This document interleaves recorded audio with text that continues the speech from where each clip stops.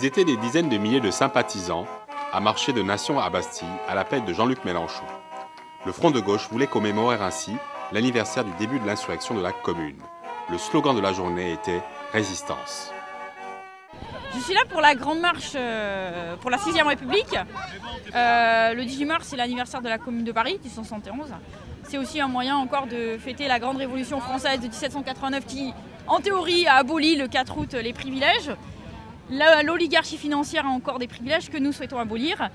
C'est pourquoi il nous faut aujourd'hui, dans cette France défigurée par les inégalités sociales, territoriales, culturelles, entre femmes et hommes, tourner la page une nouvelle fois de l'ancien régime, commencer un nouveau chapitre qui permettra, comme c'est notre tradition, divers que nous sommes, en refondant la République, de refonder la France elle-même, et en refondant tous ensemble la République, de nous reconstituer comme un peuple unique, libre, fraternel et égal.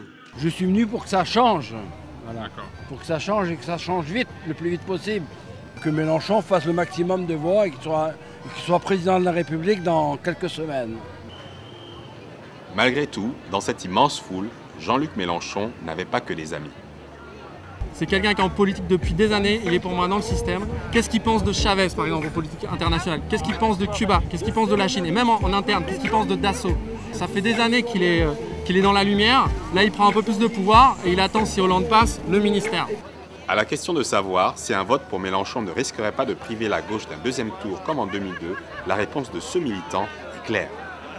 Il faut voter utile, il faut voter Mélenchon, c'est le premier. Et on veut qu'il y ait du changement à gauche. Ce rassemblement en plein air aura été sans aucun doute une démonstration de force. Je vous appelle à commencer ce printemps des peuples. Avec une mise en scène impeccable, digne des grands rassemblements communistes des années 70 et 80. Pourtant, il est difficile de ne pas comparer Jean-Luc Mélenchon à Georges Marchais, dans la forme et dans le fond. Une grande culture et une intelligence d'esprit qui s'accompagnent d'une certaine agressivité vis-à-vis des médias et des élites en général.